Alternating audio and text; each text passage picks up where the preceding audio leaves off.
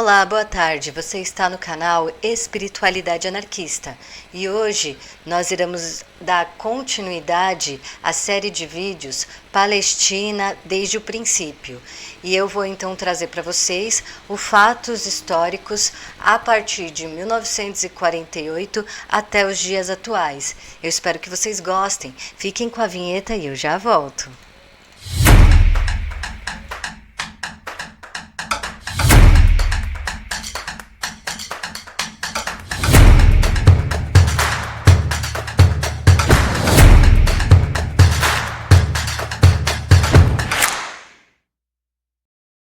Aê, muito bem, muito legal.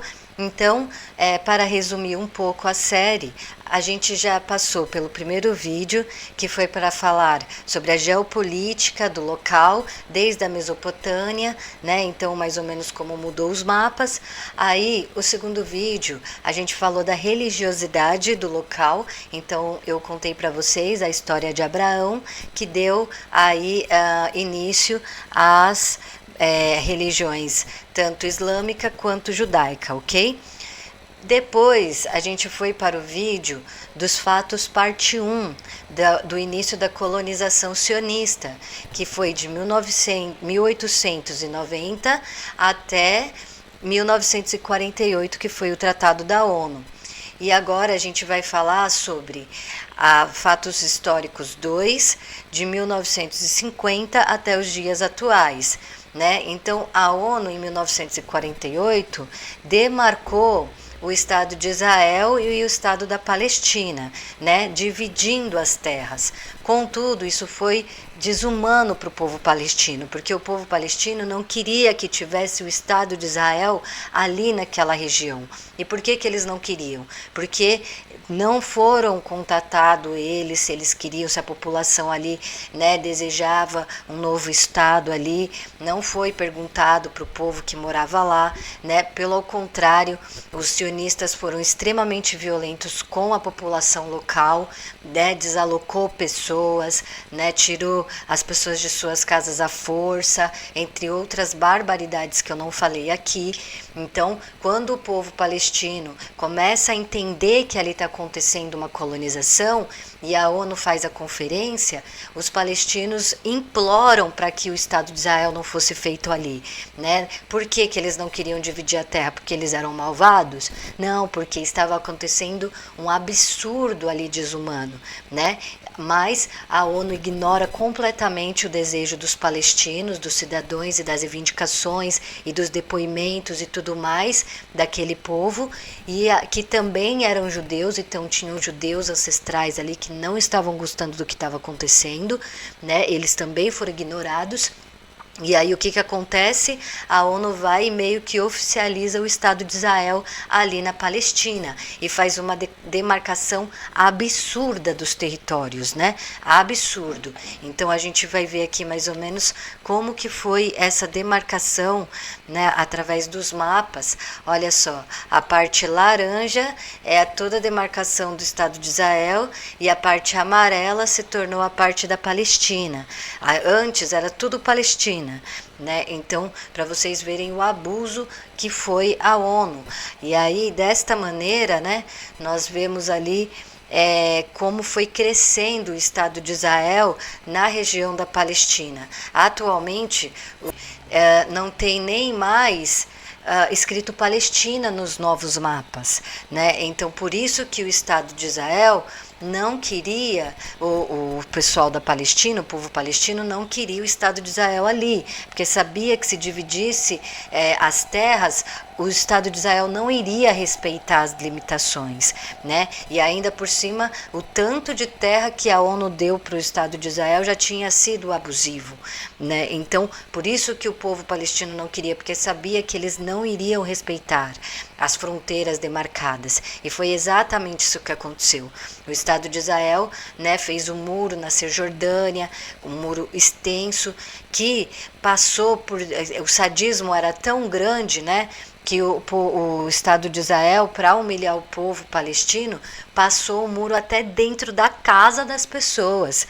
Então teve pessoas moradoras que tinha na sua cozinha um enorme muro no meio da cozinha que passava pela sala, derrubando tudo, né? Então foi uma violência do Estado de Israel absurda. Por mais que eles tivessem levado o número de pessoas que eles levaram para lá de forma compulsória, ainda assim não justificaria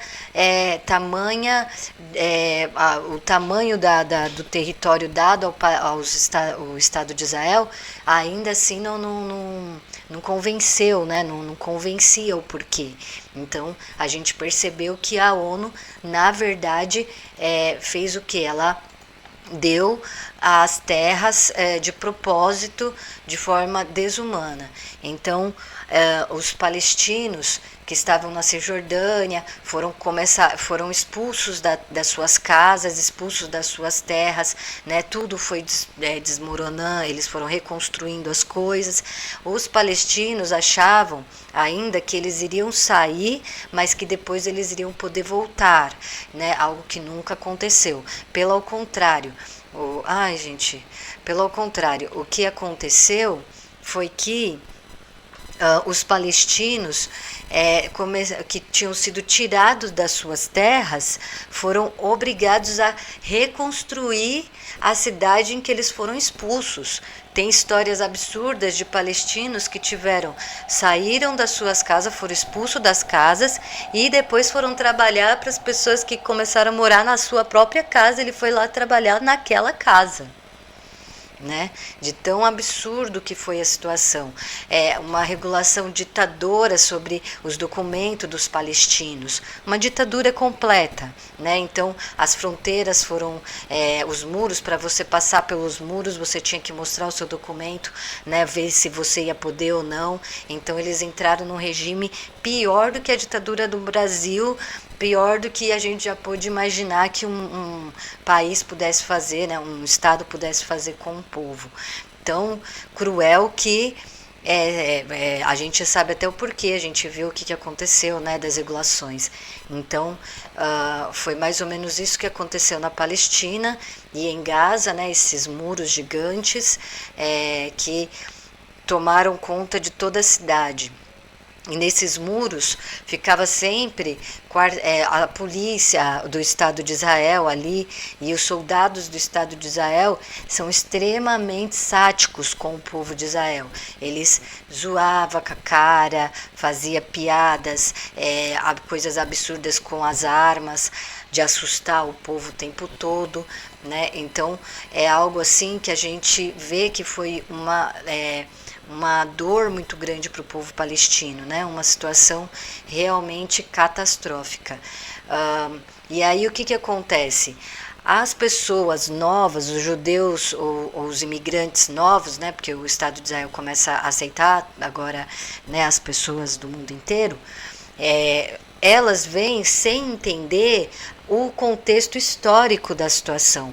Então elas já vão com a ideia do preconceito contra o povo palestino.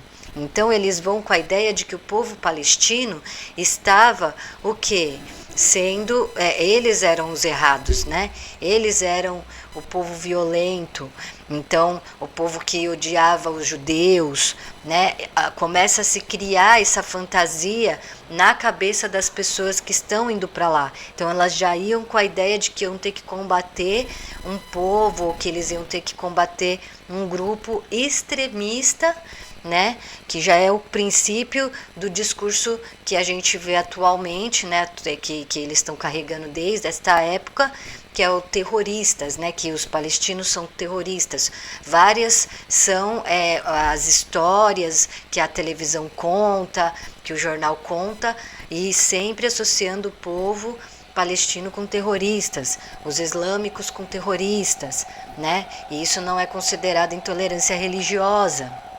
mas outras coisas são. Então, o que a gente começa a ver? Uma propaganda árdua para que não somente o povo que chegasse lá chegasse com uma sensação de vamos construir o Estado de Israel, mas também com uma sensação de ódio e já de repulsa com o povo que estava ali, que não eram os povos modernizados. Então, a gente vê que muitos judeus também foram perseguidos por irem contra esse genocídio, essa catástrofe que estava sendo construída. Né? E outra coisa, o Estado de Israel não permite que os refugiados saiam da Palestina.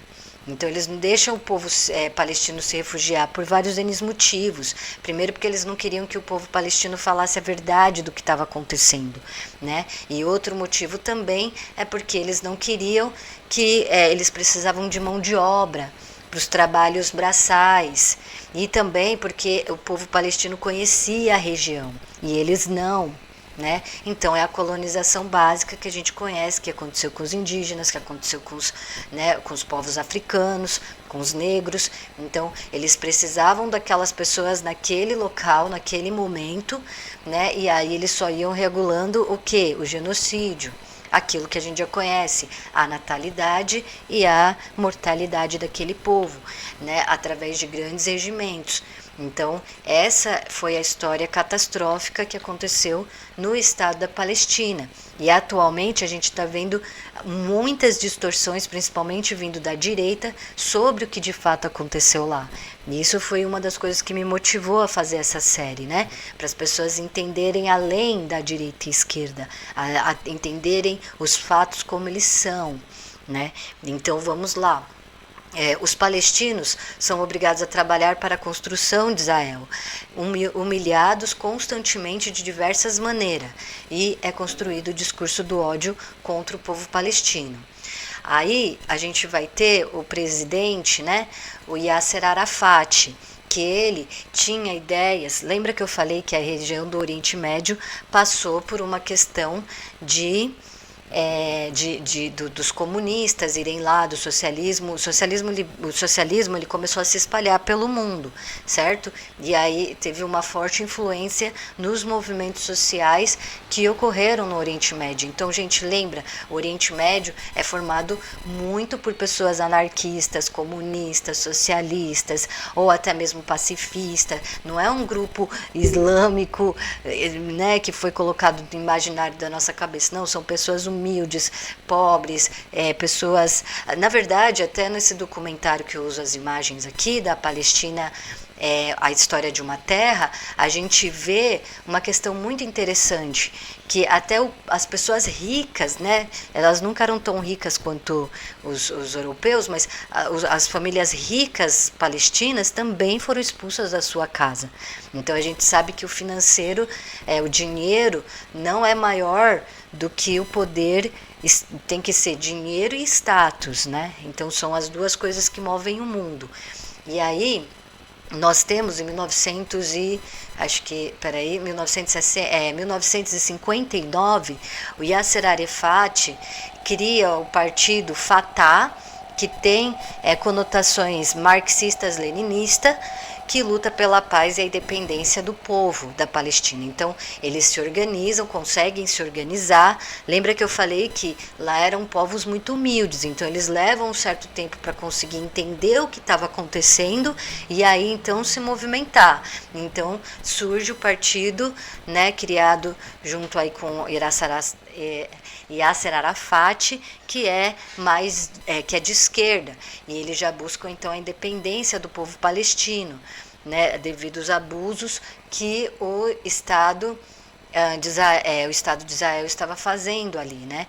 E aí é claro que Yasser Arafat se torna um líder daquele pessoal, assim. E depois do partido do Fatah, que foi o partido mais forte na luta palestina ali até os dias atuais, surge o OLP, que é a Organização Palestina Livre, né? libertação da Palestina, em 1964, que reuniu diversos líderes árabes ali da região que começaram a exigir a independência da Palestina esse é o símbolo, né? E também não somente a independência do povo palestino, mas a segurança, né, dessa população, porque eles queriam que o Estado de Israel fosse responsabilizado por crime contra a humanidade, pelo que eles estavam fazendo ali. Então eles não respeitaram, claro, a demarcação proposta pela ONU, né, porque já era absurda, e também eram completamente sáticos com o povo, né? Humilhava o povo de todas as maneiras possíveis e imagináveis, que eu nem não vou falar tudo aqui porque é muito pesado as coisas, mas eu vou trazendo para vocês de um jeito mais leve. Então, esse é o símbolo, né, Nossa, eu coloquei bastante fotos do muros, né, ó. Então, ó, o Yasser Arafat, correto?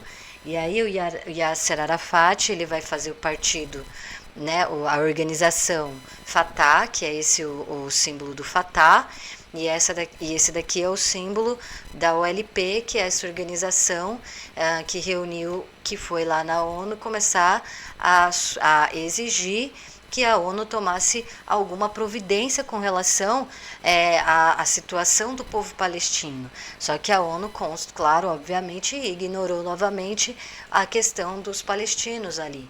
E pelo contrário, começaram a chamar eles de terrorista, né? De tudo aquilo que a gente sabe que o ditador chama os nossos revolucionários. Então veja o quanto que a Palestina perdeu de território para o Estado de Israel, né? Para esse novo abuso, né?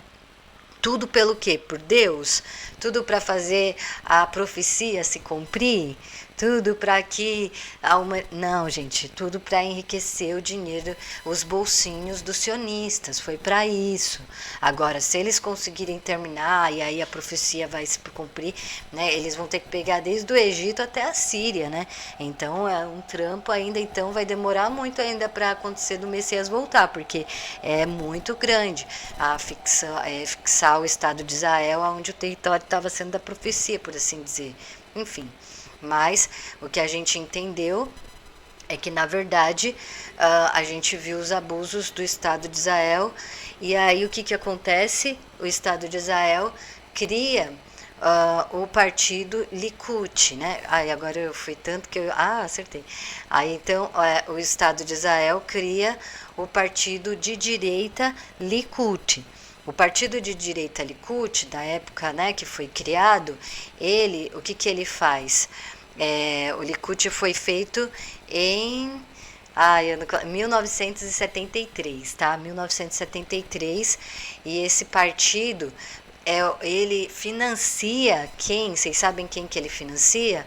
O Hamas, olha só. Exatamente, então esse é o símbolo do Hamas, ok? Do partido que começa a se tornar de direita dentro da Palestina. E por que eles financiam o Hamas? Porque eles precisavam de algo que tivesse a justificativa de que ali estava tendo, na verdade, não era uma colonização. Porque assim, para você conseguir manter uma colonização, você precisa manter a população mundial, de certa maneira, imparcial na situação, né? Porque se a população mundial começasse a se revoltar e falar, não, isso é um absurdo, e pressionar a ONU teria que tomar algumas providências, principalmente se mexesse no financeiro deles, né? Por isso que surgiu muitas campanhas falando assim, olha, vamos boicotar tal empresa, até hoje tem isso, né? Vamos boicotar as empresas que são parte do Estado de Israel, vamos boicotar elas, né? Por quê? Porque se a gente mexesse fortemente no bolsinho deles, dos sionistas, era capaz da gente ter alguma chance de humanidade. Então, a população mundial entendia que aquilo era uma colonização, em sua maioria. Só que eles precisavam ficar atualizando o discurso de ódio, né, contra o povo palestino. E aí, para criar a dicotomia direita e esquerda dentro da Palestina, que isso é que regula o Estado, entenderam o que regula o Estado? Né? Então, essa coisa de, tem a esquerda brigando com a direita, aí a direita vai para o poder, depois a esquerda. No caso da Palestina, a esquerda teve pouco poder, né? Sempre teve pouco poder. Então, eles financiam o Hamas, e aí o Hamas começa a se tornar o bode expiatório. A gente está lutando porque lá tem terroristas, né? Então, o Likud vai e financia, né, o partido de direita extrema de Israel, vai lá e financia o Hamas. E aí o Hamas acaba se tornando futuramente o partido extremista de direita que começa a controlar também o povo palestino. E aí, então, a gente tem aí o Estado de Israel cada vez mais forte. Então, imagina, o Fatah não era um povo que pegava as crianças e colocava armadas, né? Como a gente viu na televisão. Porque o que acontece é que a mídia, através disso, começa a dizer que lá está tendo uma luta. Não era uma colonização do Estado de Israel, não, imagina. Era na verdade uma luta contra uma guerra santa, né? Em 1980 atualiza novamente o discurso, e aí a televisão e a mídia começa a dizer que é uma briga santa entre islâmicos e judeus, mas na verdade era a colonização dos sionistas sobre o povo palestino. Certo? Então, o que acontece é que começa a sair mundialmente que foi isso, mas não era. Eram povos humildes, também judeus, mesmo judeus que tinham ido para a Palestina na intenção de construir a Terra Santa, até eles sofriam mazelas terríveis lá, né?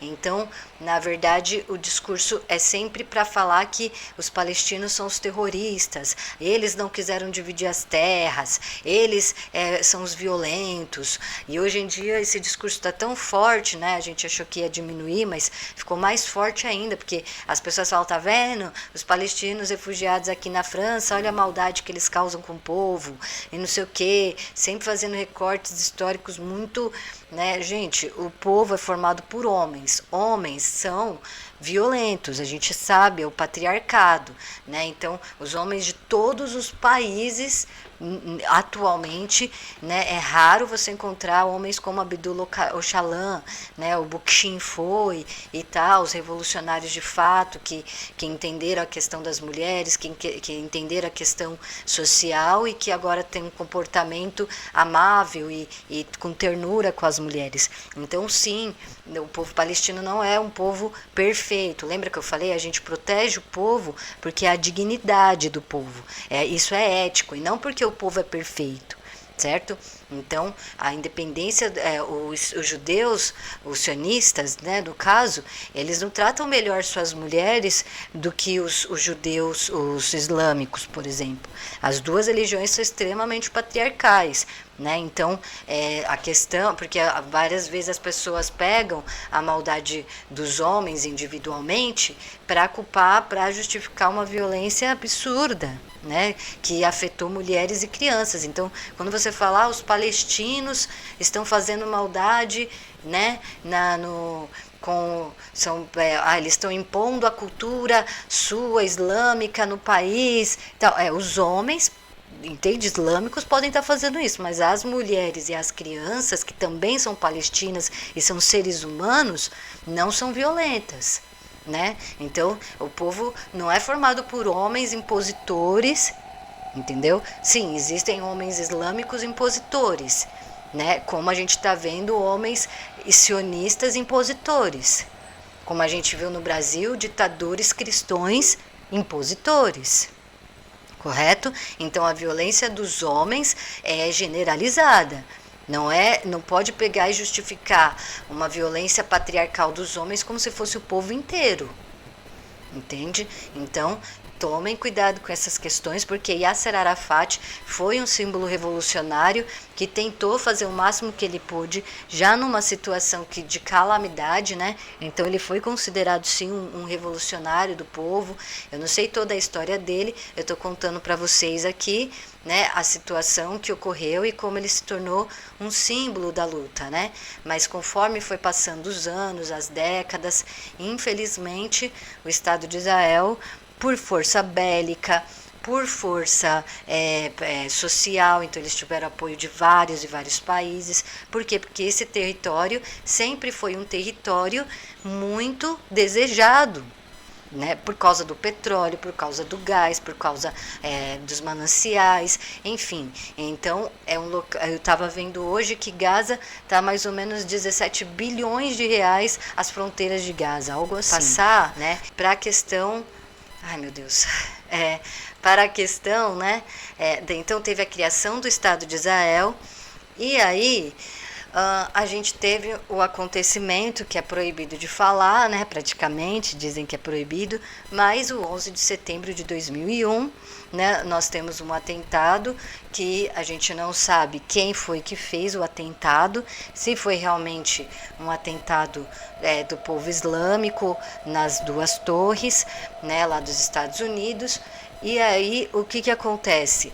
Devido a essa situação, os Estados Unidos começam a ter mais força no Oriente Médio para poder justificar as violências lá. E nessa eles ajudam, né, o Estado de Israel a manter-se aquele genocídio que eles estavam fazendo. E aí todo tipo de absurdo que eles começam a criar, né, tanto na cultura, por exemplo, de crianças armadas, tanto a questão de, enfim, do que? Disso aqui, ó, isso aqui é um crime contra a humanidade, uma das coisas mais horríveis. Parece até um animal, né, um ser assim, que é o fósforo branco, que é proibido ser utilizado o fósforo branco em guerras, devido ao seu teor de crueldade que faz com as pessoas, né? Então, eu vi cada cena que fica na minha cabeça, mas eu não vou colocar aqui, mas assim... Então, o fósforo branco joga, né, espirra todo esse tipo, fagulhas, eu acho, de fogo nas pessoas. E o Estado de Israel começou a jogar muito isso no povo palestino, né, e nas cidades, nos civis. Entende? O povo palestino não tem poder bélico e não tinha poder bélico dessa magnitude que tem, nem o Hamas tinha, né? Dessa magnitude, tanto porque, na minha opinião, o Hamas ele foi o bode expiatório para o Likud. Então eu não sei nem até que ponto que eles ainda estão em organizações juntos, né? E que na mídia é tudo um teatro, gente, é tudo teatro patriarcal, é a matrix patriarcal do teatro dos homens, certo? Então, eles fazem isso, que é uma crueldade. Por quê? Porque às vezes os ferimentos são tão fortes, mas não acaba tirando a vida das pessoas. Então, é um dano assim bastante intenso no corpo das pessoas que recebem isso, né? Então, a gente vê aí o tamanho da crueldade o que o povo, que os Estados de Israel faz com o povo palestino, e é sático mesmo, eles são sáticos, correto? Aí a gente vê então, né, que começa a ter a propaganda de que eles são uma guerra santa, sendo que na verdade eram os palestinos exigindo a sua liberdade e independência, correto? E a sua dignidade humana de vida, né? Então, essa história de Guerra Santa nunca aconteceu, foi mais um dos teatros do patriarcado para encher o bolso de sionista, lembra? Não é questão religiosa, nunca foi, né? Não é questão de, eles acreditavam em Deus e que ali era o estado deles, não. Eles queriam encher os bolsos de verdinhas, né? Então nunca teve. Quem sofreu mais com isso? Quem que vocês acham que sofre mais? As mulheres, né? As mães, que sofreram diversos tipos de abusos por causa disso, correto? Nas guerras, quem mais sofre são as mulheres, então não esqueçam disso. Não esqueça de fazer as suas análises históricas, colocando a diferença entre mulheres e homens dentro do sistema, certo? Então, quando fala assim, mas o povo lá é violento, você está falando de mães, você está falando de crianças, idosos, pessoas com deficiências, ok? Não é só homem que faz a história da humanidade, ok? Então, mas a gente teve homens bons que também, obviamente, lutaram pela emancipação do povo, que entendeu, Jinjian Azadi, né, as questões da liberdade da mulher, mesmo que nessa época ainda não, né, o lema foi, enfim, mas é só para entender a questão, né, o Muro das Lamentações, que foram desinstituídos também, então uma guerra sem fim, enquanto, olha lá o Clinton, né?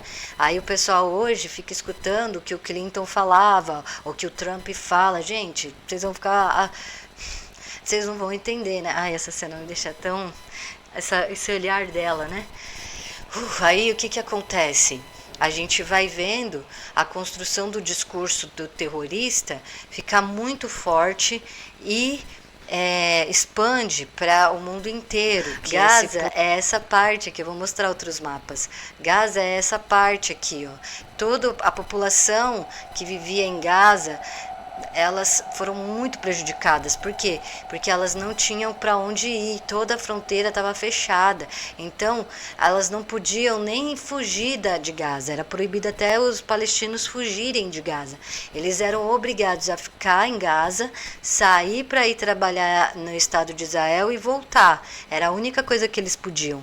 Às vezes em ônibus lotados, né, absurdos, em condições assim, e às vezes nem recebia, né, salário, às vezes nem recebia salário. O que era isso? Extrema escravidão, né? Em céu aberto, um país inteiro se tornou, né, o que a gente está vendo hoje, né? Então, o que eu estou querendo dizer com isso? Que daí, por algum motivo, né, que a gente desconhece o motivo, o Estado de Israel permite que se faça uma rave, olha só, em 2023, agorinha, né?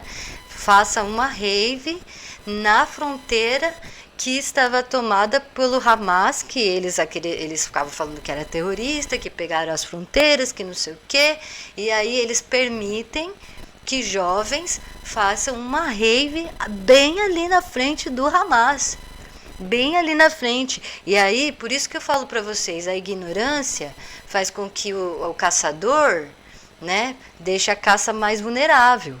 Por isso que eu falo as verdades, por isso que eu tô aqui todo dia, né, dando a minha cara a tapa, né, passando diversos tipos de estresse, diversos tipos de perseguição, né, e situações assim, para falar para vocês a verdade, para vocês não ficarem na vulnerabilidade. Por quê? Porque esse povo, provavelmente, que foi para a rave, não tinha conhecimento do problema social que estava acontecendo ali, porque se eles soubessem, eles jamais teriam ido para lá.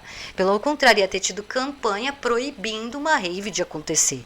Se o Estado de Israel, o governo, se importasse realmente com a população, eles jamais iriam deixar numa situação dessa ocorrer. A ONU jamais deixaria. Só na hora de, vamos fazer uma rave nas fronteiras de Gaza, já teria tido a ONU. Não, para aí. Não pode. O que está acontecendo no Estado de Israel? Entendeu? Então, não, eles não se importavam com o povo, não se importou com a situação. Tem aquele DJ, esqueci o nome dele, né? Enfim, também o DJ chegou, o pai dele foi pra rave, né? E ele chegou e falou: pai, o que você está fazendo aí, pelo amor de Deus?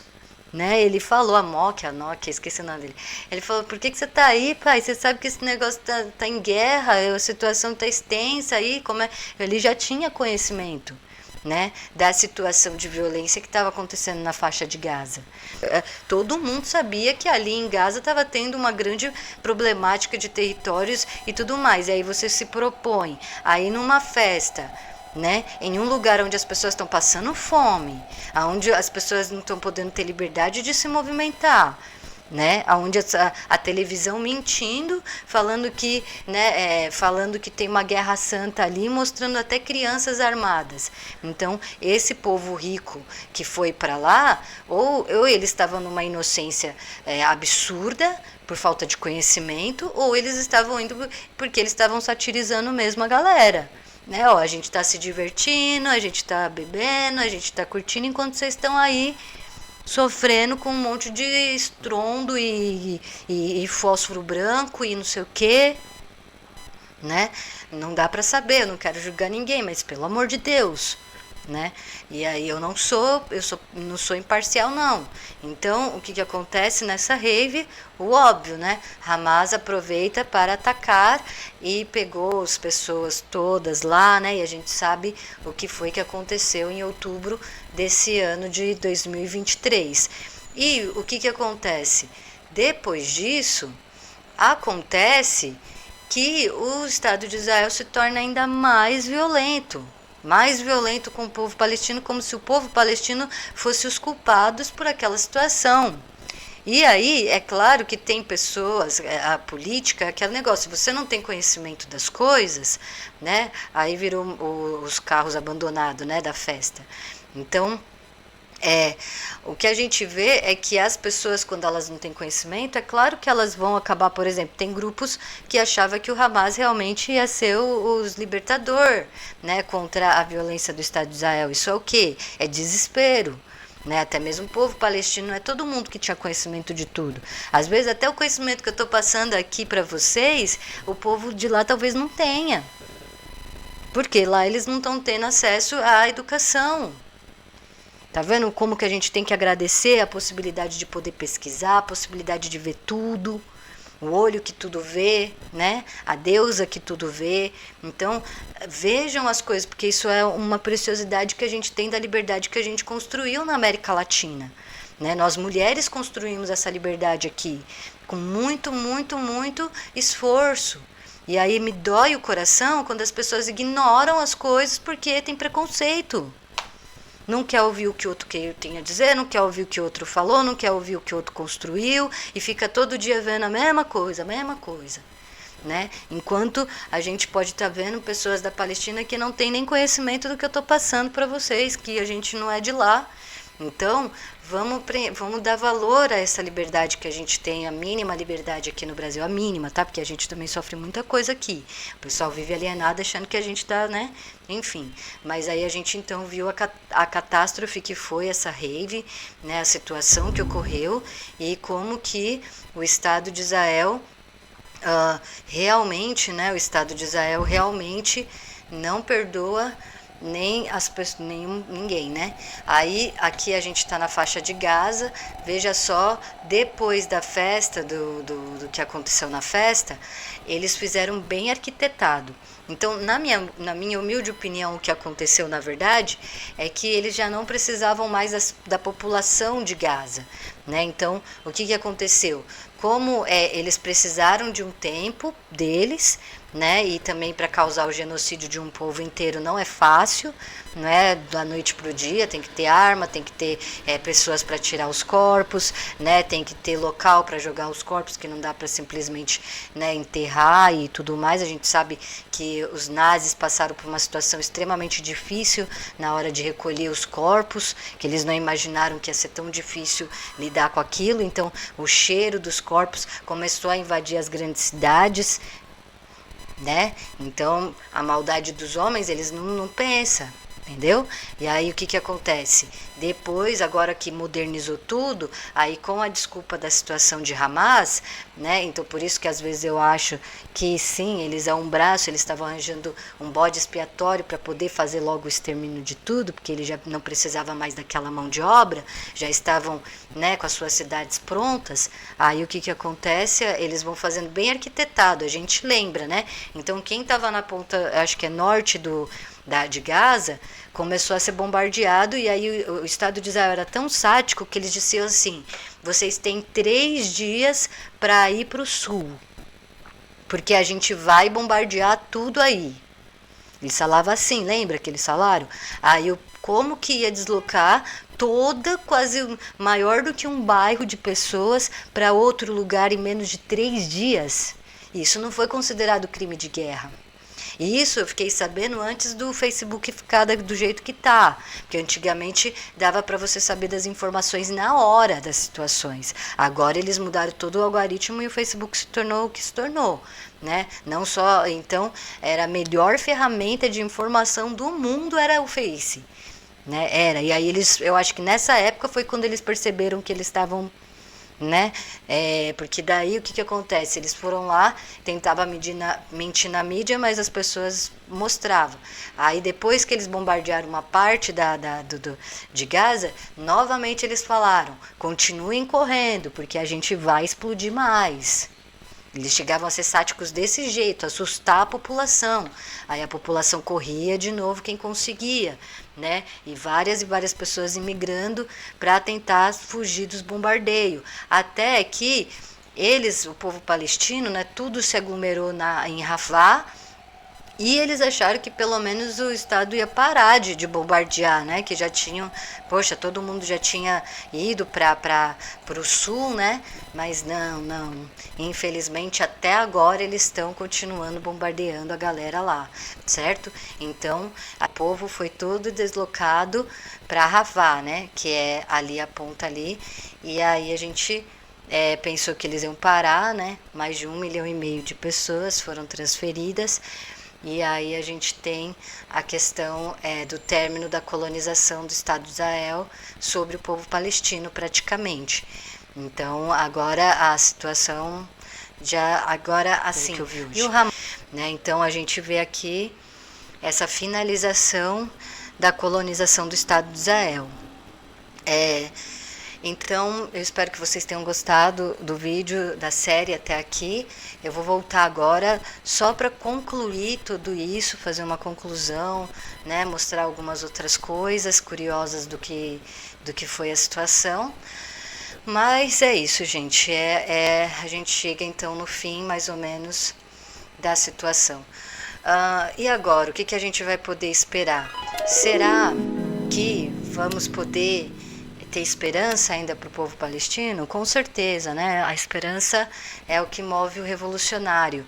A gente vai sempre rezar, torcer, falar a verdade, né? Nos grupos, nos lugares. Mostrem para as pessoas o vídeo, para quem tiver dúvida do que aconteceu. Se você quiser outro material, então tem Palestina, a História de uma Terra, que é o documentário. Tem esse livro maravilhoso, que é A Viagem à Palestina, dessa professora, que é maravilhosa. Eu já sou apaixonada por ela, que é a Adriana Maribalda, acho que é Mabilia, né? Mabilia. Adriana Mabilia, que escreveu, e ela foi até a Palestina, né? Ela conseguiu se infiltrar lá, foi e conheceu até pessoas do Fatah, pessoas pacifistas, e também, no mesmo momento, ela foi depois para o Estado de Israel. Então, ela teve as duas perspectivas do povo de lá. Então, é um livro bastante atual até, está bastante atualizado, e que conta de uma forma bastante emocionante, e ela teve muita coragem para ir lá, porque era proibido ir jornalista, então ela fez de tudo para ir, maravilhosa, parabéns, eu me emocionei várias vezes com esse livro, né? Então é isso, se vocês estiverem querendo outros materiais, a gente pode também fornecer, tá? Não se importem com o portal que eu abri aqui, mas eu tenho que fazer alguns trabalhos no plano astral daqui a pouco. Mas antes eu vou concluir com vocês a questão da Palestina. Então, nós precisamos entender a questão das mulheres na Palestina, né? Não, a Palestina, como todos os lugares do mundo, é muito patriarcal.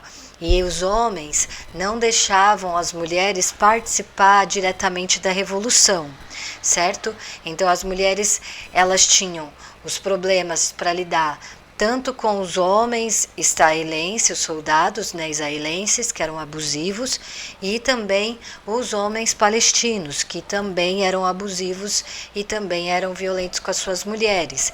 né, uma situação de calamidade mundial, né, a questão do machismo e misoginia. Contudo, as mulheres começaram a se organizar e a lutar pelos seus direitos. E aí nós temos na história a questão dos homens que acabavam tirando a própria vida, né, através de bombas, para poder chamar a atenção e a comoção mundial. E esses homens, mas a gente não sabe o outro lado da história, que são as mulheres que também faziam essa atitude, né, tomaram essa atitude extrema para poder chamar a atenção da sociedade mundial. E aí o que acontece? Nós temos então, em 2002, a primeira mulher que ela era uma militante do Hamas, né, na época, e no Hamas não podia ter mulheres participando da revolução. Então ela se rebela mais ou menos ali contra o grupo, né, e acaba tomando essa atitude em 2002.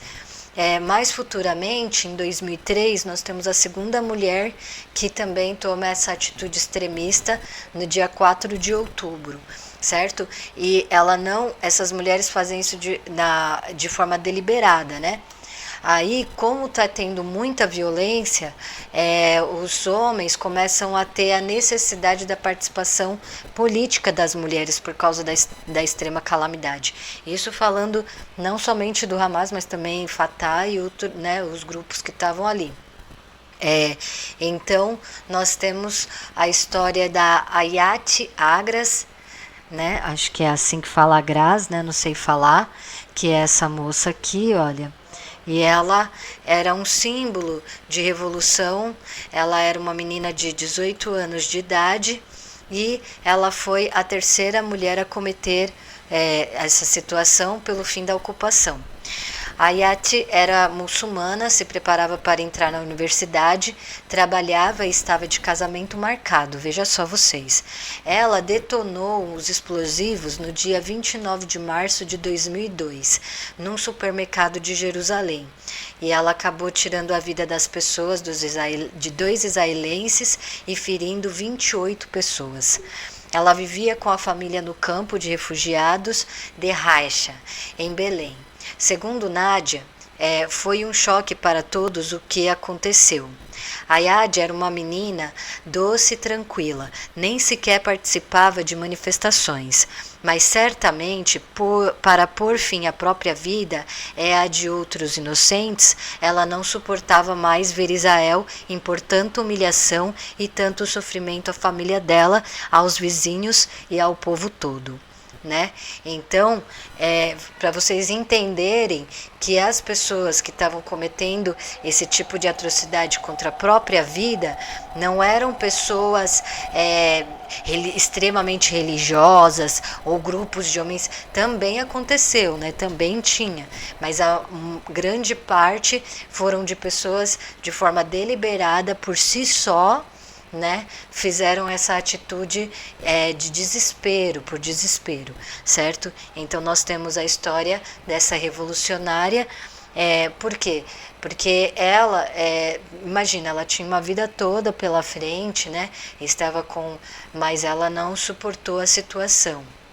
E então, depois disso, nós temos mais uma mulher que acaba também fazendo isso, né? Ela tinha 22 anos, era chamada o nome dela é Andalibi, se apresentou como candidata, a mulher, disse que estava disposta a cometer o ataque porque ela, a família e o povo estavam sofrendo e morrendo aos poucos, como se estivessem sendo enterrados vivos. Né? A participação de mulheres na luta armada não era bem vista, principalmente dentro das alas radicais dos grupos armados palestinos. Mas a situação chegou a um ponto em que o cerco começou a se fechar cada vez mais para os homens e chegagem nos postos de controle eram mais rigorosas, dificultando a passagem de homens que estivessem com explosivos. Então as mulheres acabaram se tornando de fato uma opção, né? Então o ataque seguinte aconteceu só em 19 de maio de 2003. Uma estudante de literatura de 19 anos detonou os explosivos presos ao corpo num shopping center no norte de Israel. 3 pessoas morreram e 93 ficaram feridas. Depois foi a vez de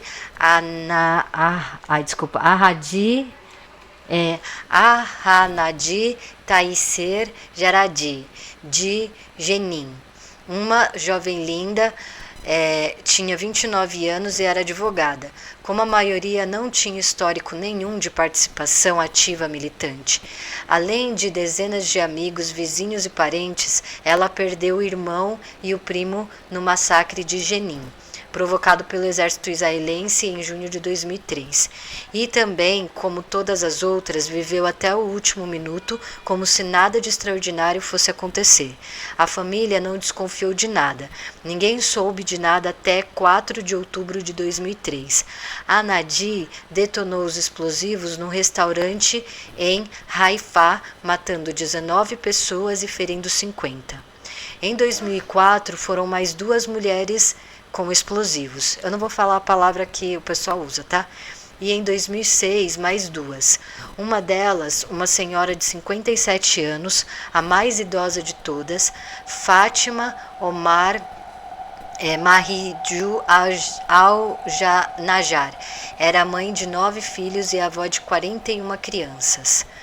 Dias antes de cometer o suicídio, a situação, Fátima havia participado da cerca humana formada por dezenas de mulheres palestinas em torno da mesquita de Beit Hanun, em Gaza, para proteger militantes palestinos citados por soldados israelenses. No dia 3 de novembro de 2006, o exército de Israel atirou contra mulheres e crianças que estavam ali sob a justificativa de que os homens estavam tentando fugir vestidos de mulheres. O exército ocupou Beit Hanun por 2 semanas. 19 pessoas morreram, a maioria mulheres e crianças. O Senhor da Guerra não gosta de crianças e nem de mulheres, né? No dia 23 de novembro, Fátima se aproximou de um grupo de soldados e detonou os explosivos. Ela morreu e 5 militantes ficaram feridos. Militares, né? A maneira como a maior parte da imprensa mundial trata esses ataques é normalmente, no mínimo, irresponsável, pois contribui para que a ocupação dos territórios palestinos pelos israelenses continue sem solução. O telespectador só fica sabendo que uma mulher se explodiu e se matou. O comentário é: nossa, que povo louco, são terroristas, gente violenta. A imprensa escrita também não é diferente. No meu trabalho de conclusão da pós-graduação, estudei 2 grandes jornais do país e as matérias a respeito das mulheres que se explodem também não traziam contexto algum. Então aqui eu trouxe, algumas dessas mulheres que tiveram essa atitude extrema por desespero. Então, nós vemos que a situação da Palestina, ela é complexa, mas no final das contas, tudo tem a ver com anarcofeminismo radical. Tudo tem a ver com anarcofeminismo, né? Isso não aconteceria num planeta ao qual priorizasse mulheres e crianças. O patriarcado não existiria se a gente tivesse consciência de classe sexual.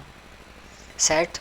Então a última onda agora da política social mundial é as pessoas entenderem que políticas públicas devem ser feitas a partir das mulheres e crianças, certo?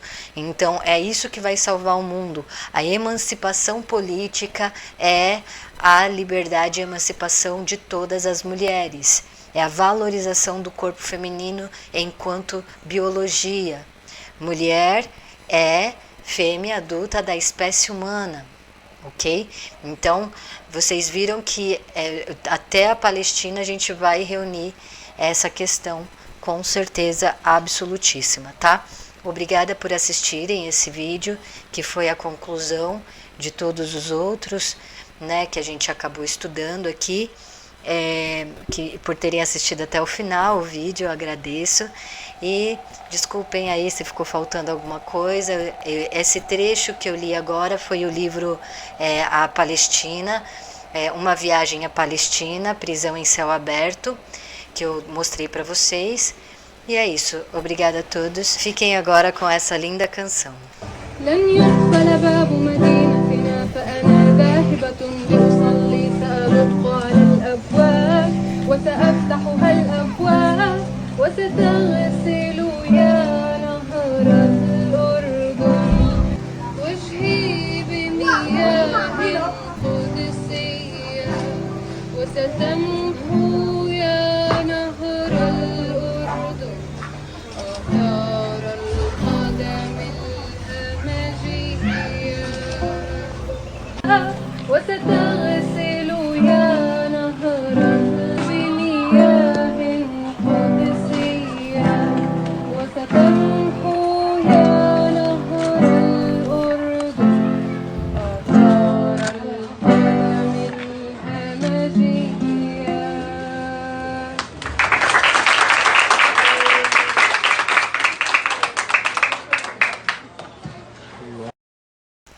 Crianças são demais, né? Elas ficam felizes com tudo. É isso aí. Até mais, gente. Tchau, tchau.